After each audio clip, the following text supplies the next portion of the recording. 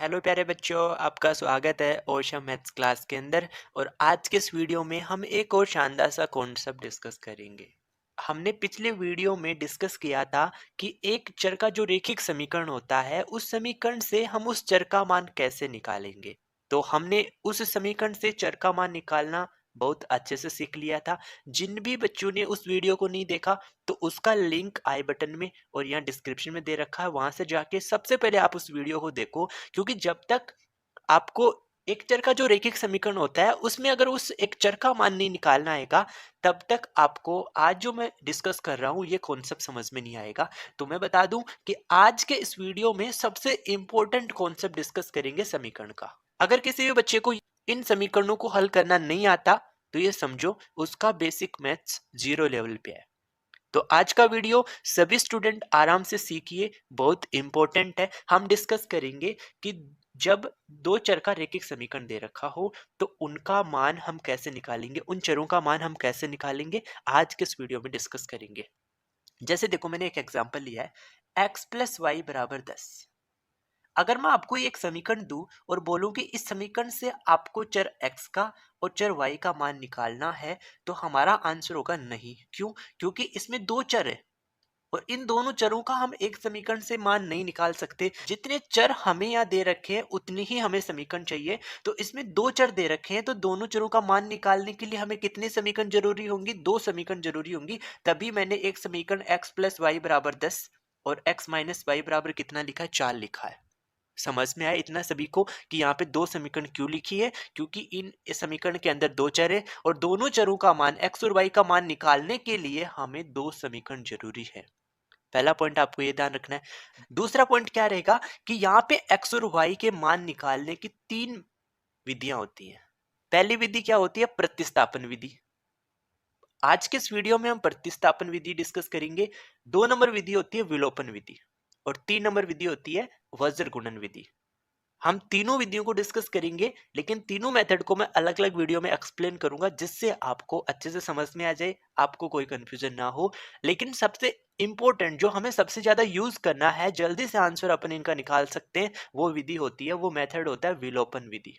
तो हम उसका यूज करेंगे, लेकिन उसको हम नेक्स्ट पार्ट में डिस्कस करेंगे। तो आज हम सीखते हैं कि जब हमें दो चर का समीकरण दे रखा हो, तो उन समीकरणों को हल करके उन चरों का मान हम प्रतिस्थापन विधि से कैसे निकालेंगे, आओ हम समझते हैं।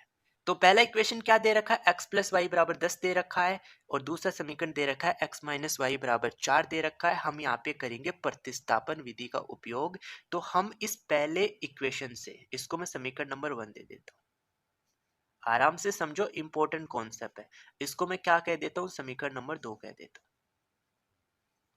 अब हम क्या करते हैं, समीकरण 1 से किसी भी चर का मान निकाल लेते हैं। किसी भी चर का मान निकाल लो। तो मैं यहाँ से x का मान निकाल लेता हूँ। तो यहाँ पे x यहाँ रखूंगा, इस प्लस के y को इधर भेज दूंगा। तो प्लस का y है, इधर किस में कन्वर्ट हो जाएगा? माइनस में। तो 10 अपनी जगह ऐसा कैसे रहेगा और 10 माइनस क्या आ जाएगा? y आ जाएगा। क्या आपको ये बात समझ में आई? तो यहाँ पे हमारे पास एक समीकरण बन गई। चलो इसको एक नया समीकरण दे देते हैं, समीकरण नंबर 3। तो x का मान हमारे पास y के पद में आ गया 10 माइनस वाई। ओके।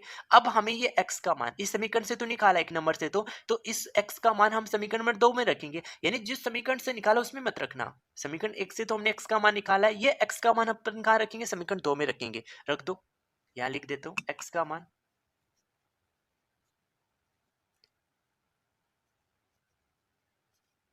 समीकरण 2 में रखने पर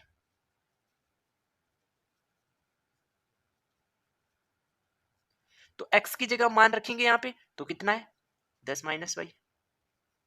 फिर माइनस में कितना आ जाएगा? y इक्वल टू कितना आ जाएगा? 4 आ जाएगा। क्या सभी को समझ में आया? मैंने ये जो x है उसकी जगह ये 10 माइनस वाई रखा है, फिर माइनस वाई ऐसा कैसा नोट किया, इक्वल टू कितना आ गया? 4 आ गया। सिंपल करो, यहाँ पे 10 ऐसा कैसा, माइनस वाई और माइनस वाई कितना बन जाएगा? माइनस का 2y बन जाएगा। कैसे आएगा मैंने एक्सप्लेन कर दिया उस वीडियो के अंदर, इसलिए बोल रहा हूँ कि आप उस वीडियो को जाके देखो। इक्वल टू कितना आ जाएगा? 4 आ जाएगा। हमें तो यहाँ पे किसका मान निकालना है? y का मान निकालना है। तो इस प्लस के 10 को इधर चेंज कर देते हैं, तो यहाँ पे कितना बचेगा? माइनस का 2y बचेगा। इक्वल टू यहाँ पे 4 अपनी जगह ऐसा कैसे रहेगा? प्लस का 10 इधर आएगा तो किसका बन जाएगा? माइनस का 10 बन जाएगा। तो यहाँ पे माइनस का 2y ऐसा कैसा, इक्वल टू हम प्लस के 4 में से माइनस 10 घटाएंगे तो कितना आएगा? माइनस का 6 आएगा। कैसे आएगा समझ लो, यहाँ प्लस का नंबर है या माइनस का नंबर है, तो प्लस माइनस करते तो माइनस होता है। अब बड़ी संख्या 10 है, 10 में से 4 माइनस करोगे तो 6 बचेगा, और बड़ी संख्या किसकी है, माइनस, किस लिए 6 भी किसका बचेगा, माइनस का बचेगा। हमें यहाँ से किसका मान निकालना है, y का, तो y के साथ 2 किस में है? गुना में। माइनस का 2 यहाँ पे किस में, गुना में है, तो हम इधर ले जाएंगे तो माइनस 6 में भाग दे देंगे माइनस 2 का, तो माइनस माइनस कट जाएगा, और 6 में 2 का भाग देंगे तो यहाँ से हमें y का मान कितना पता चल जाएगा, 3 पता चल जाएगा। तो ये तो हमारे पास चर y का मान हमें मिल गया, और ये y का मान हम समीकरण 3 में रख देंगे, जहाँ से हमने x का मान निकाला था y के पद में, तो वहाँ से हमें किसका मान मिलेगा, x का मान मिलेगा। तो मुझे यहाँ से x का मान चाहिए, तो इसमें मान रख देता हूँ, x बराबर कितना है, 10 minus Y, 10 minus Y, Y हमने कितना निकाला, 3 निकाला, तो यहाँ से x का मान कितना आ जाएगा, 10 माइनस 3 करते ही कितना आएगा, 7, तो ये आ जाएगा x का मान।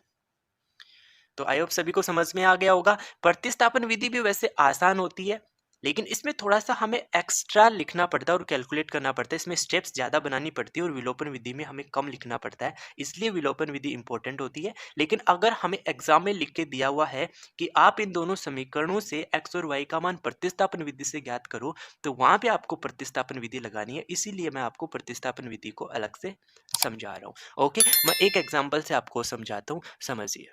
देखो यहाँ पे भी फर्स्ट जो इक्वेशन मैंने ली वो s माइनस टी बराबर 3, इसमें भी हमारे पास दो चर है, एक चर s है और एक चर t है, जिनका हमें मान ज्ञात करना है। तो हम एक समीकरण से दो चर का मान ज्ञात नहीं कर सकते, तो हमें एक और समीकरण चाहिए। दूसरे समीकरण क्या है, 2s प्लस 3t बराबर 36।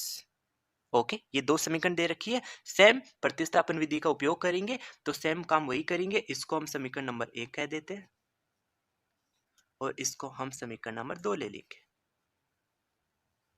समीकरण 1 से आप किसी भी चर का मान निकाल लो, तो मैं यहाँ पे t का मान निकाल लेता हूँ। तो ध्यान से समझो, ये s यहाँ पे ऐसा कैसा रखूंगा, इस प्लस के 3 को इधर भेज दूंगा तो माइनस का 3 इक्वल टू इस माइनस के t को इधर ले जाऊंगा तो प्लस का t आ जाएगा। तो मुझे t का मान मिल गया s के पदों में, इसको मैं नेक्स्ट समीकरण कह देता हूँ, समीकरण नंबर 3।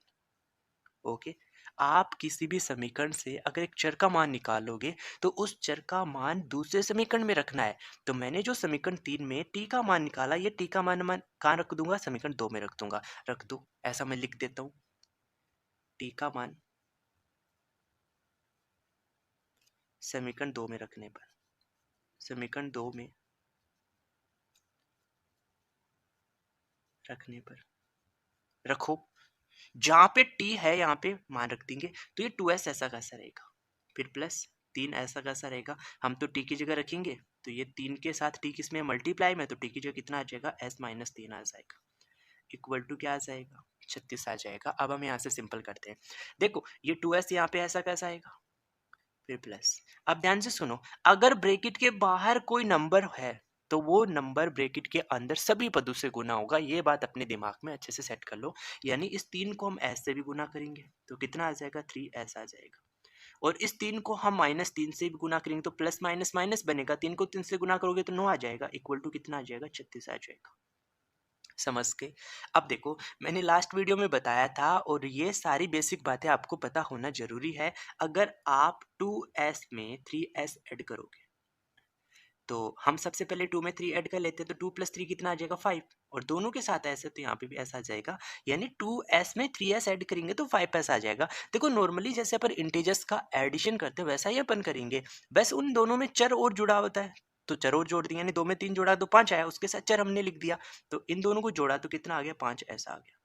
इस माइनस के 9 को इधर भेज दूंगा तो 36 के साथ एक इसमें चला जाएगा, प्लस में 9 बना लेगा। ओके, तो यहाँ पे 5s बराबर 36 में 9 जोड़ा तो कितना आएगा, 45। 36 में 9 जोड़ा तो कितना आ गया, 45 आ गया। हमें यहाँ से किसका मान निकालना है, s का मान निकालना है, सिंपल है। s के साथ यहाँ पे 5 गुना में है, तो इधर ले जाओगे भाग में, 45 में किसका भाग दे देंगे, 5 का भाग दे देंगे, तो यहाँ से हमें s का मान कितना मिला, 9 पंजे 45। तो जो एक चर s था उसका मान इन समीकरण से हमें कितना मिला, 9 मिला, और हम ये s का मान समीकरण नंबर 3 में रख दोगे तो हमें यहाँ से किसका मान मिल जाएगा, t का मान मिल जाएगा। तो रख दो, देखो s की जगह कितना आ जाएगा, 9 माइनस 3 इक्वल टू क्या है, t है, और 9 में से 3 माइनस करोगे तो 6 बचा, इक्वल टू क्या आ जाएगा, t आ जाएगा। तो जो दूसरा चर t है उसका मान हमें कितना मिलेगा, 6 मिलेगा। ओके, तो आई होप सभी स्टूडेंट को समझ में आ गया होगा कि जब हमें दो रेखिक समीकरण दे रखी हो और उन रेखिक समीकरण से हम चर का मान निकाले, जो उनमें दो चर होंगे उन दोनों चरों का हमें मान निकालना प्रतिस्थापन से, तो हम कैसे निकालेंगे। आई होप सभी स्टूडेंट को ये कॉन्सेप्ट समझ में आ गया होगा। आप मुझे कमेंट करके जरूर बताना आपको कोई डाउट तो नहीं रहा। ऐसे ही बेसिक मैथ्स के कॉन्सेप्ट और ट्रिक सीखने के लिए आप अपने इस चैनल के साथ जरूर जुड़ जाइए। Okay, thank you for watching video.